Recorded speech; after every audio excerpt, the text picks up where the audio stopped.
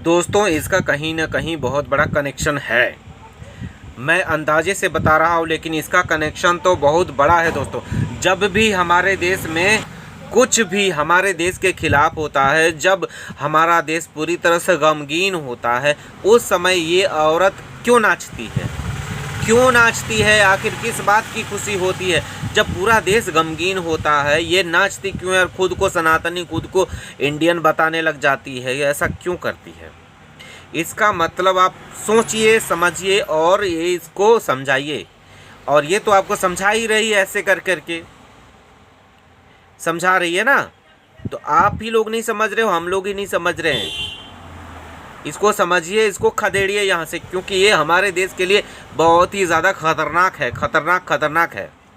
हम लोग चिल्ला चिल्ला के परेशान हो जाते हैं, चिल्ला चिल्ला के हम लोग आवाज़ उठाते हैं, लेकिन हमारी आवाज़ों को न आप लोग सुनते हैं, न कोई सुनता है। हमारे वीडियो को भी व्यूज़ कम मिलते हैं। क्यों? क्योंकि आप लोगों को किसी की परवाह नहीं है। वो होता है ना, जैसे टोकरी से निकालते हैं एक मुर्गे को, निकाल के उसको ये किया जाता है, उसके बाद तब तक ही चिल्लाते हैं और वही मुर्गा चिल्लाता है जिसका उस समय उसका हलाल होता है। लेकिन उसके बाद सब शांत हो जाते हैं, अपने अपने काम में मगन हो जाते हैं। भाई ऐसा कब तक चलेगा? कब तक सोए हुए रहेंगे? कब तक? अभी 13 जुलाई को ये बोल रही है हम केक काटेंगे, मेरा चैनल का बना हुआ 1 साल हो गया है, तो हम 13 जुलाई को सेलिब्रेट करेंगे। सभी को बुला रहे हैं, सबको आना है मेरे घर पे, सारे रघुपुरा को बुला रहे हैं, हम लोग सेलिब्रेट करेंगे बहुत बढ़िया से। आप लोगों को कुछ नहीं लग रहा है? कुछ गलत होने का अंदेशा नहीं लग रहा है? कुछ बहुत बड़ा होने का अंदेशा नहीं लग रहा है? हाल ही में 3-4 दिन पहले हमारे देश के जवानों को मार दिया गया आतंकवादियों ने।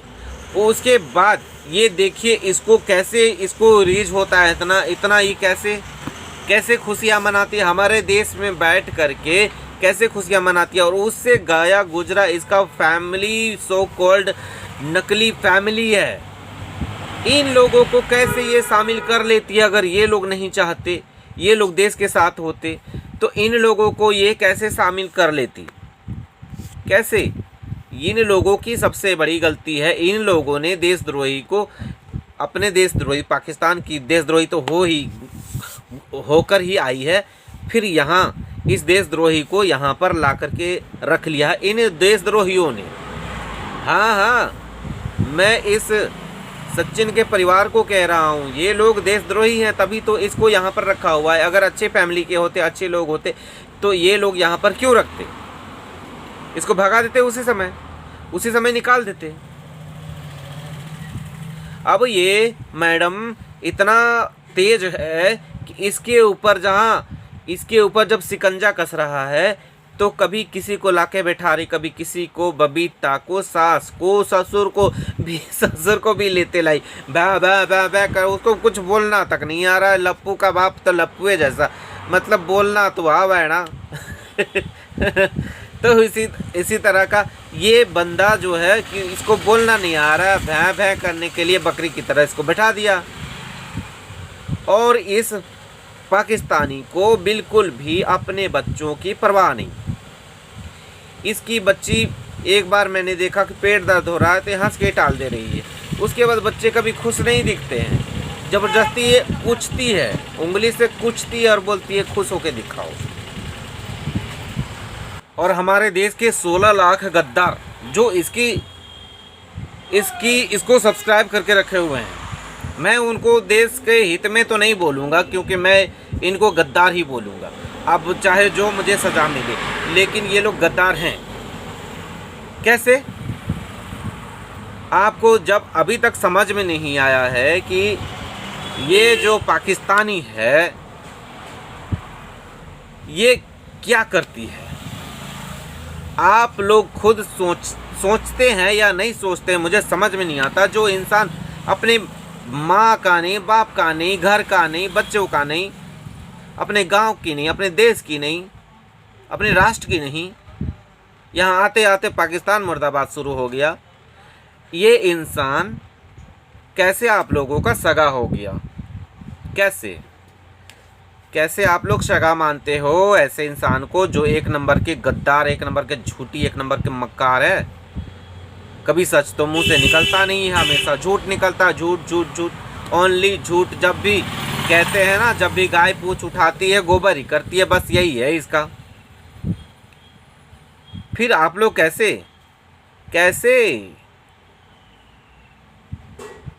इसलिए मैंने आप लोगों को गद्दारी नाम दिया है, गद्दार। 16 लाख गद्दार, 16 लाख गद्दार, ठीक है। और हाँ, अगर 13 तारीख को ध्यान रखिएगा, 13 तारीख ये कौन सा नया कांड करने वाली है, फिर मत बोलना भाई आपने तो हमें जगाया लेकिन हम ही सोते रह गए। आप लोग कैसे किसी विदेशी को इतना सर पे चढ़ा के रखते हो, मुझे समझ में नहीं आता। कितनी झूठी है, पहले बोलती थी बच्चों को दे देंगे, अब बोलती है नहीं देंगे। उसके लिए एकदम मरी जा रही है, पागल हुई जा रही है। दोस्तों, हमारे देश में जो बाहर से घुस के आते हैं ना और सर पे चढ़ के नाचते हैं ना, मुझे इन लोगों से कोई शिकायत नहीं है। आप सोचेंगे कि मैं ऐसा क्यों बोल रहा हूँ, तो मैं ऐसा इसलिए बोल रहा हूँ क्योंकि हमारे देश में कोई भी बाहर से आता है और यहाँ पर तांडव करता है, उसको सर पे बिठाते हैं लोग। तो मुझे इन लोगों से प्रॉब्लम है, इन लोगों से दिक्कत है, इन लोगों से परेशानी है। ये जो गए गुजरे लोग होते हैं ना, ये बहुत वैल्यू देते हैं, बहुत वैल्यू देते हैं दूसरे लोगों को, अपने लोगों को वैल्यू नहीं देते हैं। तो मुझे अपने देश के लोगों से ही मुझे दिक्कत है, परेशानी है, अपने देश के गद्दारों से। अपने देश में जो छुपे बैठे रहते हैं ना, क्या मजाल था उसको इसका हमारे देश में आकर के यहाँ पर बैठने का, क्या मजाल था अगर ये पहले ही निकाल देते। लेकिन नहीं, इनको तो गद्दारी करनी है। अरे भूखे रहते, कम से कम सच्चे तो रहते। अब पूरी दुनिया से गाली सुनो, क्या अच्छा लग रहा है तुम लोगों को? इज्जत की रोटी तुम लोगों को रास नहीं आती। बर्गर रास आता है गाली वाला, लेकिन रोटी रास नहीं आती इज्जत वाली, है ना। बस यही तुम लोगों का कैरेक्टर सर्टिफिकेट है, इसलिए तुम लोग सिर्फ गाली खाने के लायक हो। तो गाली खाओ भाई, मैं तो अपना मुंह खराब नहीं कर सकता, क्योंकि मुझे पता है गाली को क्या गाली देंगे।